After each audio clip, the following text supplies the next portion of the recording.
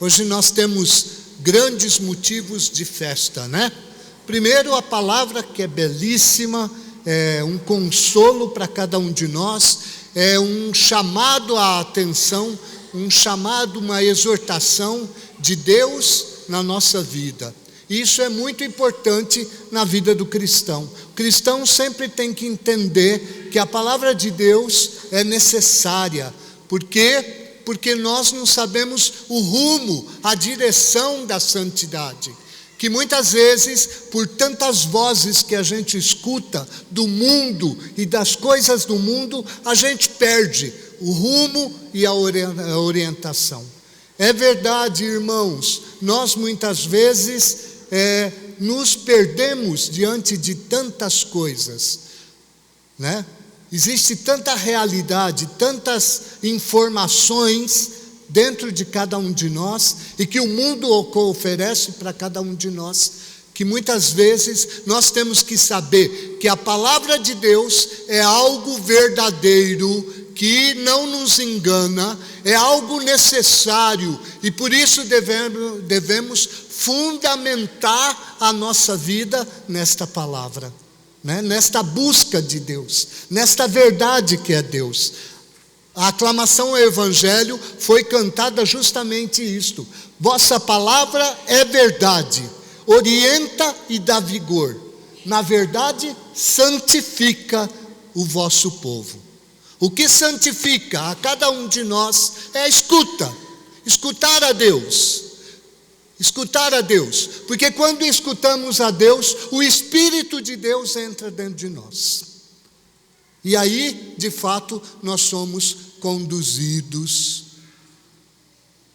E é interessante, irmãos, porque hoje, além de celebrarmos isto, nós celebramos os santos anjos, os arcanjos, Gabriel, Miguel e Rafael.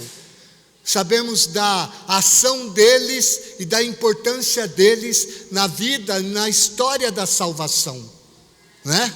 São mensageiros de Deus que estão sempre diante de nós para nos defender, para nos guardar, para nos curar, para anunciar a boa nova, para anunciar a boa notícia. E para que isto, na verdade, possa de fato fazer com que cada um de nós caminhe sempre na presença de Deus. Sem essa presença, a gente se perde. A gente não sabe o rumo, não sabe a direção. A liturgia de hoje é belíssima. Eu vou falar um pouquinho da liturgia e depois falo um pouquinho de Santa Teresinha, tá bom? Certo? A liturgia hoje fala deste acontecimento, né? Que é importante na vida da humanidade. Jesus é um acontecimento importantíssimo para todas as gerações, para que as que existiam antes dele e para nós que existimos depois dele. Porque o nome de Jesus cura, o nome de Jesus salva, o nome de Jesus liberta, dá novo entendimento. É interessante porque a figura de Jesus aqui manifesta, a primeira leitura do livro dos Números fala de Moisés. Moisés estava conduzindo o seu povo, conduzindo este povo que saiu da escravidão e que vai para a terra prometida. Mas era um povo tão numeroso, tão grande, que Moisés chegou num determinado momento e falou para Deus: Deus, não dá para conduzir eu sozinho este povo, eles estão me procurando, mas eu não dou conta. E é verdade, Moisés muitas vezes ficava o dia sem comer, sem olhar para si, porque o povo procurava orientação, procurava ajuda e ele ficava exausto. Por isso ele falou: olha, foi o Senhor que escolheu esse povo, eu sozinho não dou conta dele. E Deus falou para Moisés: tá bom, escolhe 70 homens, que eu vou tirar um pouco do teu espírito e vou dar um pouco desse espírito a eles. Então o que fez? É a leitura de hoje. Ele chamou 70 anciãos e todos vieram para a tenda. E de repente, quando eles estavam na tenda, Deus fez descer o Espírito Santo sobre eles. Um espírito de Moisés. E desceu sobre eles. E eles começaram a profetizar. Mas de repente, 2 que estavam lá do lado do fora também profetizaram. E de repente um menino saiu correndo e falou: Moisés, tem 2 lá fora profetizando. Josué falou: Senhor, manda eles parar. Eles não estão aqui com a gente. Manda eles se calarem. E Moisés fala algo maravilhoso. Moisés disse: Oxalá todo o povo de Deus pudesse profetizar. Todo o povo de Deus. E nisto estava de fato um anúncio profético. Porque todos nós somos chamados como filhos de Deus, como batizados, a sermos profetas no mundo, a anunciar a palavra de Deus. Porque esta palavra, esse anúncio, chama as pessoas à salvação, arranca as pessoas da morte, arranca as pessoas do domínio do mal, do diabo. É a mesma coisa que fala o evangelho de hoje. Jesus está com os seus discípulos e de repente João diz: Senhor, nós vimos um homem expulsando um demônio em teu nome e nós mandamos ele parar, porque ele não faz parte do nosso grupo, ele não faz parte dos discípulos. Jesus fala: não, você não devia ter feito isso, porque se existe alguém que expulsa os demônios em meu nome, ele não está fazendo mal, ele está fazendo o bem. E isso tudo tem uma lição para cada um de nós, porque muitas vezes nós achamos que a nossa igreja, que o nosso grupo, que a nossa realidade é melhor que os outros, e que nós detemos o poder. Não, ninguém tem o Espírito, ninguém pode ter o domínio sobre o Espírito Santo. O Espírito Santo, irmãos, é como o vento, sopra onde quer, vai aonde quer. E esse Espírito que na verdade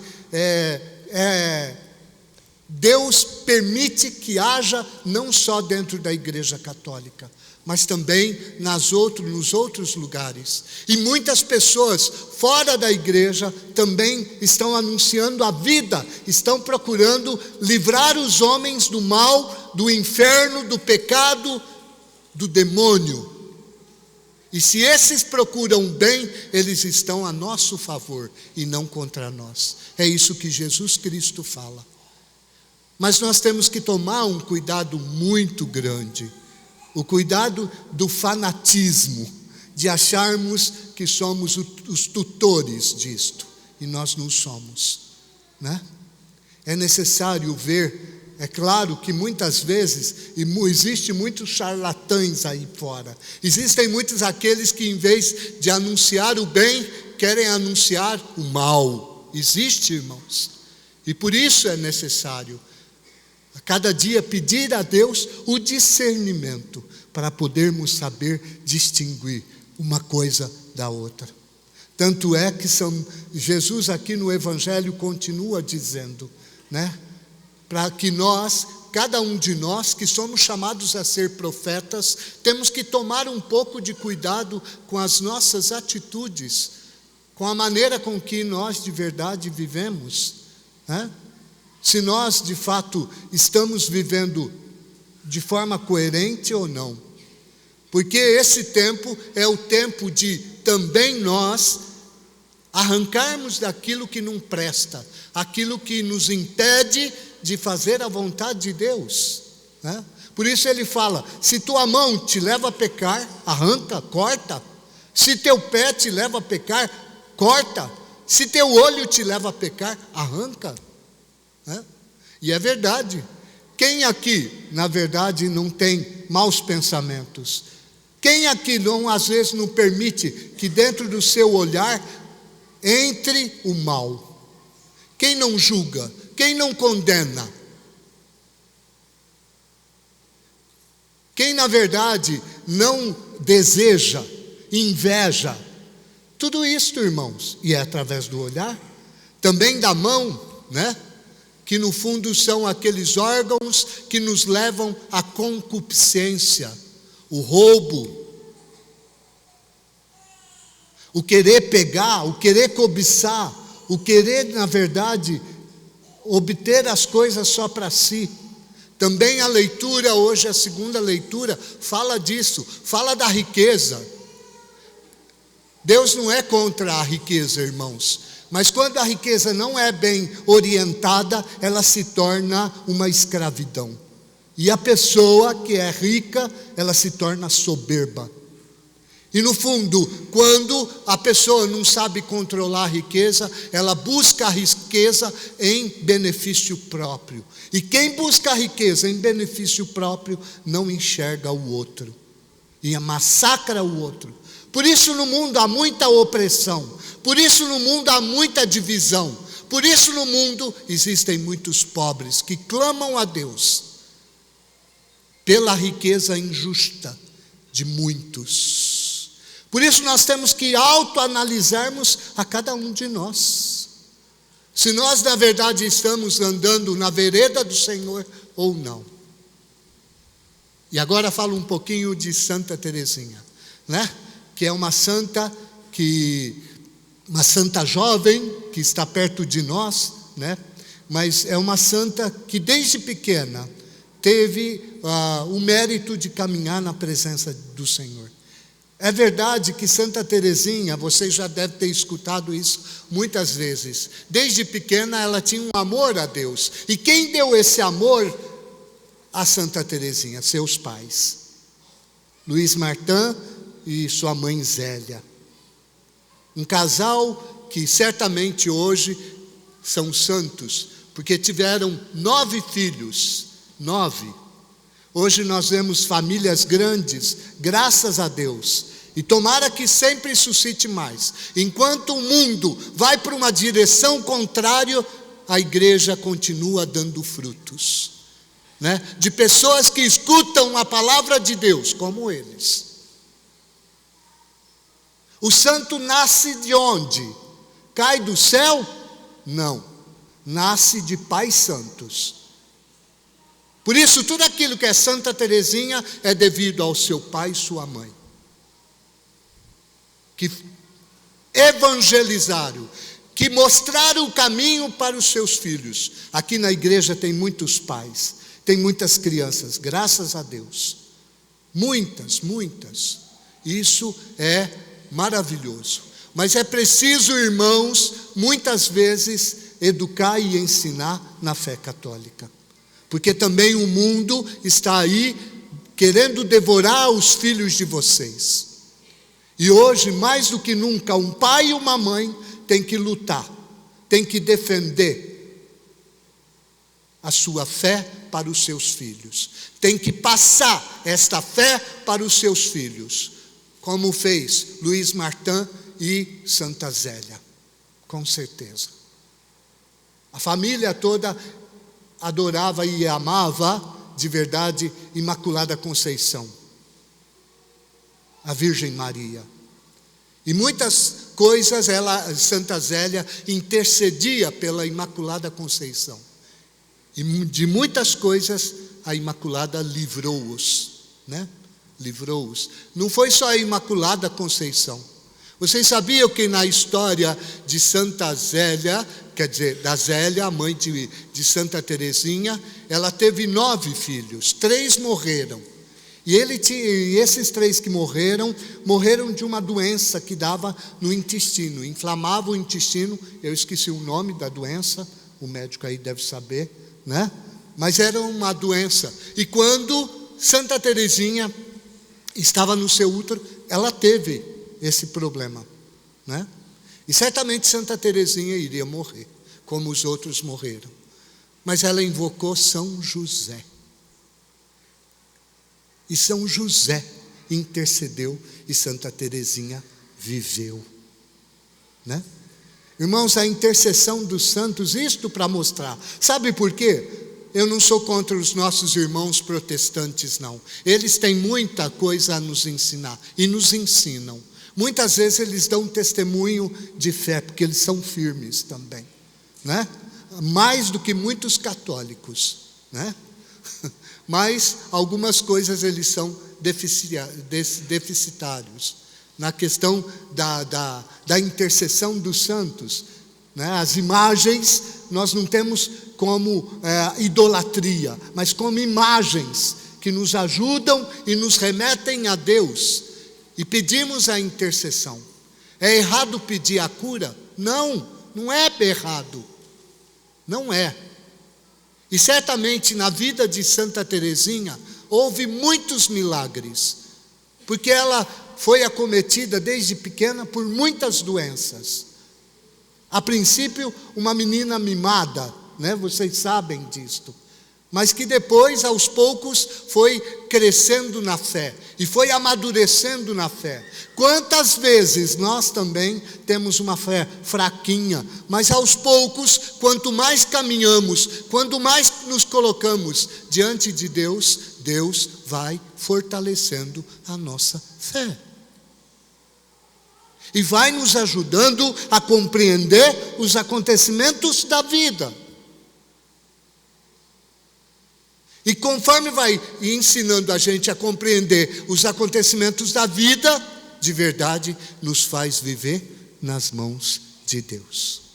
Eu não vou me alongar, eu quero falar de uma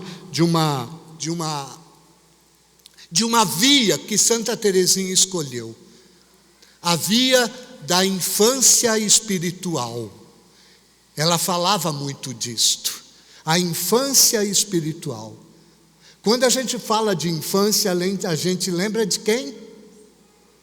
Das crianças. Mas aqui não significa que a infância espiritual, embora ela desde pequenininha amou a Deus e gostava muito do menino Jesus, se identificava muito com o menino Jesus e com a paixão, porque ela também tinha uma admiração à paixão do Senhor.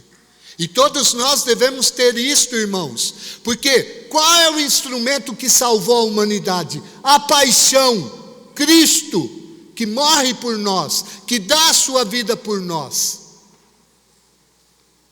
Que dá a sua vida. A Eucaristia é o sacrifício da cruz, que a cada semana o Senhor oferece em favor de nós. Para quê? Para nos levar à ressurreição, a uma vida nova. Isso deve acontecer, não depois da morte. Aqui, já, eu posso experimentar o reino de Deus nesta vida, neste mundo.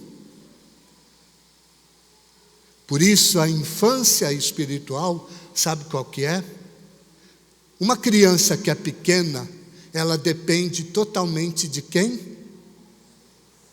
Dos pais. Quando ela fala da infância espiritual, ela fala que nós devemos ser como crianças nas mãos de Deus. Porque muitas vezes, na nossa vida, o que nós enxergamos de nós? Misérias, pecados, debilidades, fraquezas. Uma criança, quando ela cai e se machuca, o que ela faz? Ela vai correndo para onde? Para o braço dos pais, da mãe e do pai. Ela vai chorando e a mãe pega e acalenta, né? E logo ela para de soluçar. Santa Teresinha fala que cada um de nós devemos fazer isto. Porque muitas vezes, irmãos, por causa da nossa realidade, por causa da nossa miséria, nós caímos muitos tombos. E por cair muitos tombos, nós devemos sempre nos voltar a este Deus. Porque Ele sempre nos consola. E Ele nos convida a nunca desistir. Nunca. Nunca.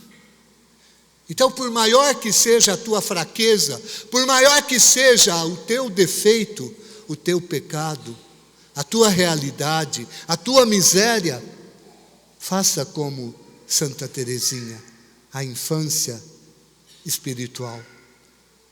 Acorra a Jesus, se coloque nos braços dele, assim como uma criança quando está no colo da mãe ou do pai, ela se sente aconchegada, ela se sente fortalecida, ela se sente segura. Por isso ela falava: quero procurar o meio de ir para o céu, por uma pequena via, bem direta, bem curta, um pequeno caminho todo novo. Esse é o caminho da infância espiritual de Santa Teresinha. De a cada dia buscar este Deus, para que este Deus de verdade esteja na sua vida, e para que este Deus possa conduzir a sua vida. Cada um de nós, irmãos, somos chamados a isto.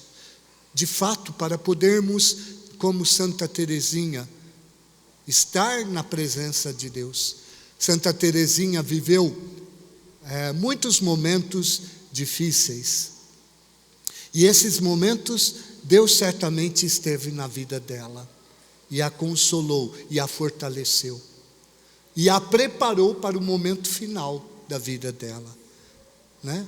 Desde que ingressou no Carmelo, e sempre ela buscava Deus. Com 14 anos, ela já queria ser. Né? O que é 14 anos? Levanta uma menina que tem 14 anos. Tem alguma aqui? Só para mostrar. Não tem? 14, 15, 13? Não tem. Mas uma menina de 14 anos, com um desejo ardente de querer servir, de querer se entregar para o Senhor totalmente. Totalmente. E ela fez que fez, lutou que lutou, que foi até o Papa, e o Papa permitiu que com 15 anos ela entrasse de verdade no convento das Carmelitas. Né? As irmãs não queriam não. Né? Mas quando Deus está à frente, quando é o Espírito Santo que age, Ele impulsiona, Ele leva, Ele conduz. Irmãos, isso não é só para olhar e admirar. Isso pode acontecer ainda hoje. Porque todos nós somos chamados, nesta via de santidade, a buscar este caminho mais curto. Este caminho que nos leva ao céu. Este caminho que nos leva à santidade. Né? Por isso peçamos a intercessão de Santa Teresinha, peçamos a intercessão dos santos anjos, Gabriel, Miguel e Rafael, para que eles nos ajudem também a combater com o mal que existe dentro de cada um de nós, com o demônio que muitas vezes quer nos tirar da presença de Deus, nos tirar da graça de Deus, e que constantemente quer nos enganar. Né?